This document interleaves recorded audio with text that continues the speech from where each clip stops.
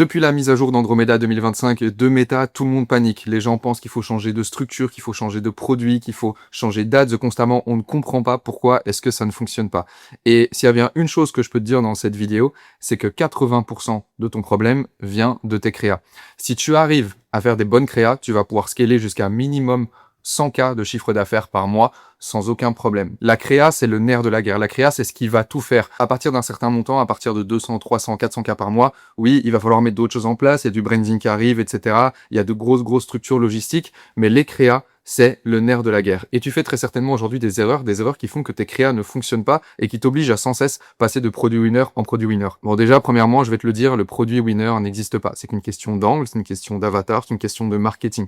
Il n'y a pas de produit winner, ok? Ça n'existe pas. C'est juste des degrés de scalabilité différents. Mais aujourd'hui, je vais te montrer pourquoi est-ce que tes ads ne performent pas et qu'est-ce qui t'empêche de pouvoir scaler à plus de 100 000 € de chiffre d'affaires par mois. Bienvenue sur cette vidéo. Moi, c'est Sam. Pour ceux qui me connaissent pas, j'ai une chaîne principale où je fais des vidéos un peu plus lifestyle, vlog, etc. Ici, on parle 100% de valeur. Pour ceux qui sont capables de rester concentrés plus de 10 minutes, on va donner énormément de valeur de manière générale sur cette chaîne autour de l'e-com, du business en ligne, de l'entrepreneuriat et tout ce qui tourne autour de monter sa propre marque e-commerce. Dans cette vidéo, je vais te présenter les 7 erreurs qui font que tes publicités, que tes créas ne fonctionnent pas. Alors la première chose que tout le monde fait, et peut-être parfois à juste titre, parce que c'est vrai que ça peut fonctionner, c'est copier les ads des concurrents sans comprendre pourquoi est-ce qu'elles sont winneuses. Donc on va sur un outil de Spy Tools, TrendTrack par exemple, excellent outil que je recommande, et vous allez trier les meilleurs ads, vous allez copier-coller une ads d'un concurrent US, vous allez le mettre sur le marché FR.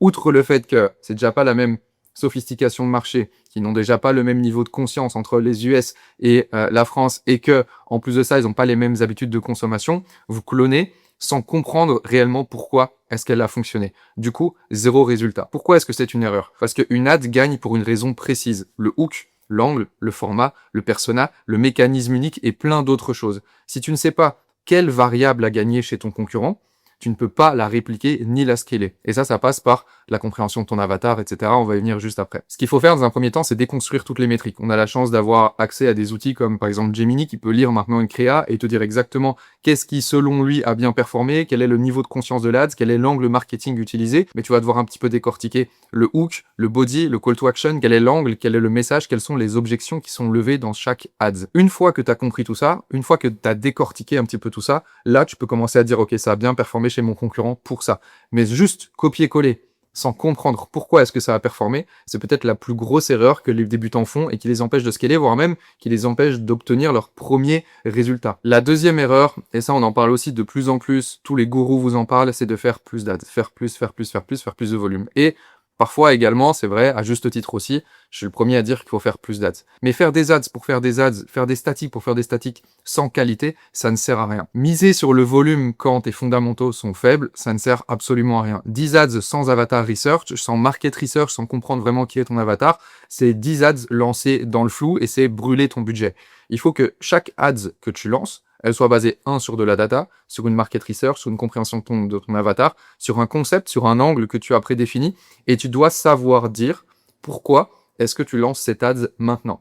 Qu'est-ce qui fait selon toi, et c'est peut-être même un travail interne, alors moi en interne j'ai un Google Sheet où je note un petit peu tout ça, au-delà de mes learnings, c'est pourquoi est-ce que moi personnellement, je pense que cette ads-là va fonctionner.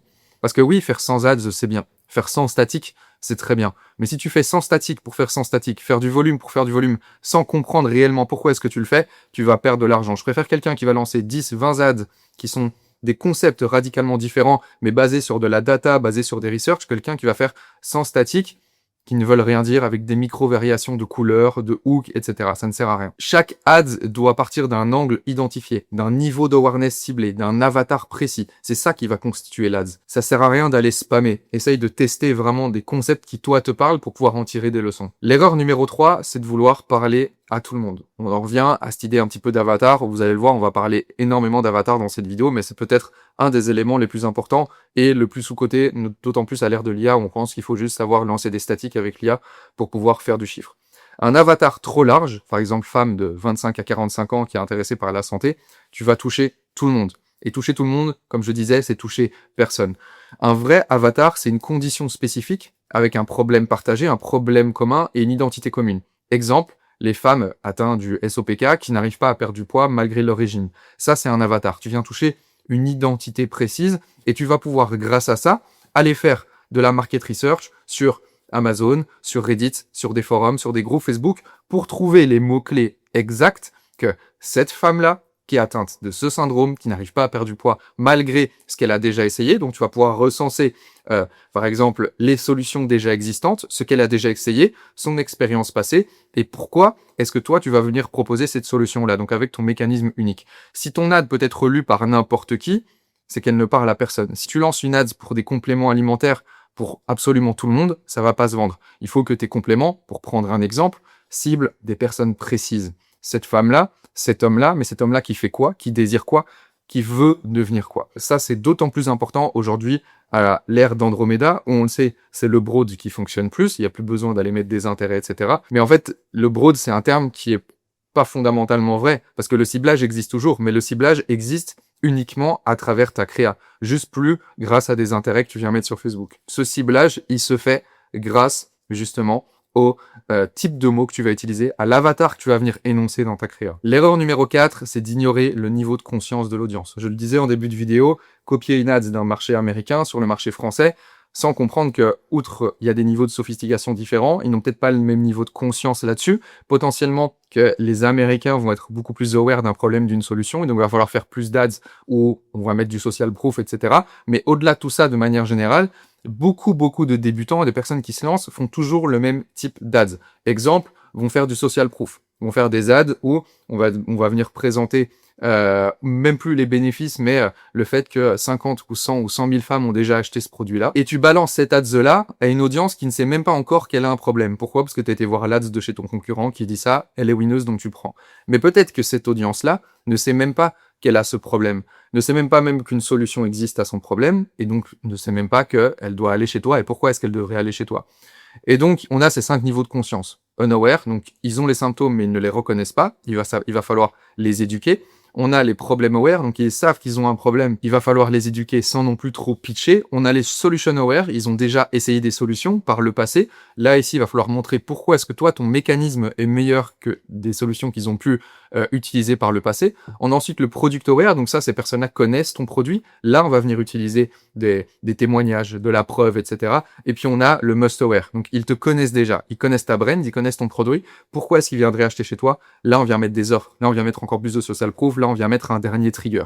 Je simplifie un petit peu ici, mais si tu fais uniquement des ads most aware, ça ne va pas fonctionner. De la même manière, si tu fais uniquement des ads où tu viens venir éduquer sur des VSL de 2 minutes, 3 minutes, alors que ce sont des personnes qui te connaissent déjà ou qui connaissent déjà ton produit, qui connaissent leurs problèmes, ils n'ont pas besoin d'être éduqués dessus. Alors là, tu vas me demander comment est-ce que tu fais ça sur Facebook, comment est-ce que tu répartis ça sur Facebook. L'idée, c'est d'avoir un petit peu un mix de tout ça, mais surtout de connaître ton audience, de savoir si ton audience connaît ce produit-là ou pas, ou peut-être beaucoup moins qu'une autre audience, et donc tu vas devoir aller plus éduquer ceci. Ça passe par la recherche Reddit, ça passe par la recherche peut-être même IA aussi, il faut pas l'oublier, tout ce genre de choses qui vont te permettre d'avoir un mix et un espèce de flywheel où les personnes vont passer du stade de unaware à must aware quand ils sont évidemment unaware. Ils sont pas toujours dans tous les cas unaware. L'erreur numéro 7, ça rejoint un petit peu l'erreur numéro 4 de l'avatar, mais il est un petit peu plus différent, c'est tu as un angle faible parce que tu ne fais pas de market research. Tu crées ton angle par feeling. Combien de personnes ici que j'accompagne font des créas, mais le font uniquement par feeling et ne font pas basé sur la data? Ne pense jamais que tu connais ton client. D'accord? Tu ne connais pas ton client. Tu ne connais pas de base, sans avoir fait des recherches, je veux dire, sans avoir fait de la market research, sans avoir été lire les reviews, une nouvelle fois explorer Reddit, etc. Tu ne connais pas ton client. Ne fais pas ce qui, toi, te semble important et te semble beau ou bien pour ton client. Fais ce que ton client a envie de voir, a envie d'entendre. Et ça passe par de la research. Parce que sans research, tu devines. Et si uniquement tu fais un beau prompt Claude ou ChatGPT pour aller demander à l'IA d'aller sortir les objections de ton client, ça ne va pas fonctionner. Parce que tu auras les mêmes informations que tout le monde. Et l'idée, c'est d'avoir peut-être un peu plus d'informations, de comprendre le verbatim, les mots, les phrases exactes qu'ils utilisent et surtout les solutions qu'ils ont déjà utilisées. Tu vas voir que passer 1 heure sur Reddit va te permettre de sortir déjà 5 angles différents. D'accord? Des problématiques différentes, des solutions essayées qui sont déjà différentes, et tu vas pouvoir trouver des éléments que tu n'aurais jamais pu trouver grâce à l'IA. L'IA vient en plus, ici, organiser la data et valider potentiellement les angles que toi, tu as été faire dans la phase dite chiante, c'est-à-dire explorer Reddit, explorer les forums Facebook, etc., etc. Mais ton angle, et c'est différent de l'avatar, parce que outre le fait que l'avatar doit être bien défini, tu vas devoir venir lui parler avec des angles radicalement différents pour savoir qu'est-ce qui lui le trigger le plus. Et ça passe par les phases un petit peu plus chiantes de on lit, on va sur des forums, on demande. Si tu as déjà une brand, tu envoies des demandes de review ou d'avis par rapport aux produits qu'ils ont utilisés. Tu vas voir Trustpilot, les avis négatifs, Amazon, les avis positifs, négatifs, etc. Bref, tu notes les phrases exactes de tes clients. L'erreur numéro 6, encore une fois, beaucoup de débutants la font, c'est que ton ad et ta landing page racontent deux histoires différentes. Il va y avoir une rupture de continuité. Tu parles d'une ad avec de la douleur importante et ils arrivent sur une landing page avec une promotion générique. Si tu parles d'une certaine douleur et que tu parles d'une autre, ou alors que tu parles d'une grosse offre ou que tu ne parles plus du tout de cette douleur-là dans ta promo ou dans ta landing page, ça ne va pas fonctionner.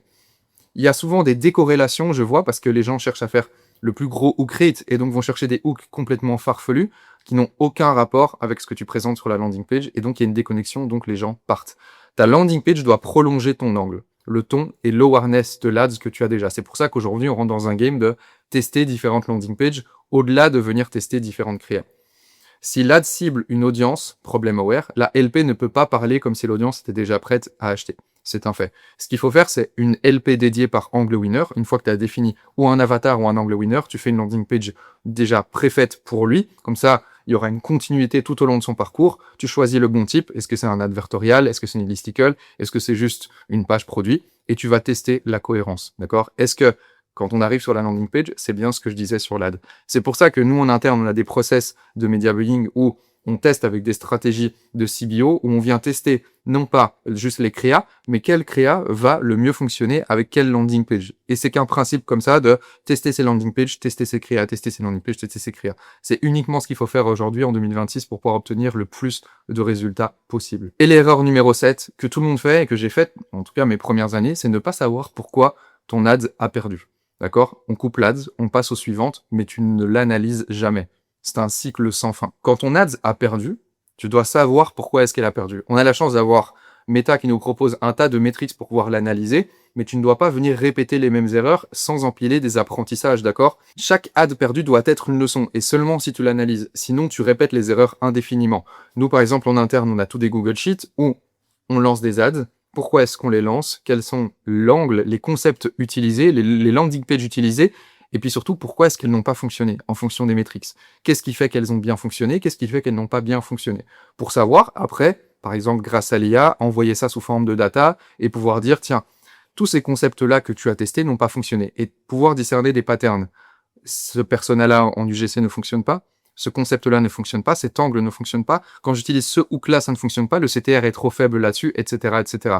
Tu dois analyser ton hook rate, ton hold rate, ton CVR, donc c'est-à-dire ton conversion rate ratio de ta landing page par rapport à ta créa, ton coût par acquisition. Tu dois documenter chaque batch de créa que tu lances pour pouvoir savoir pourquoi tu le lances et faire des hypothèses pour ton prochain test.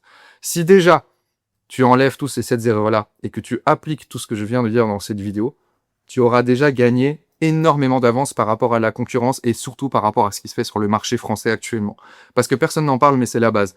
Learning, et c'est qu'une question de test, de feedback et de relancer avec des hypothèses. Test, feedback, hypothèse, et on relance, et on relance, et on relance. Donc voilà pour les 7 erreurs. Merci à toi d'avoir regardé cette vidéo. Si tu souhaites d'ailleurs te faire accompagner jusqu'à tes premiers 100 000 euros de chiffre d'affaires chaque mois avec ta propre marque e-commerce et pas basée sur des stratégies de dropshipping génériques opportunistes, il y a un lien dans la description pour voir si ça fit. N'hésite pas à candidater. Merci d'avoir regardé cette vidéo. C'était Sam. Ciao, ciao.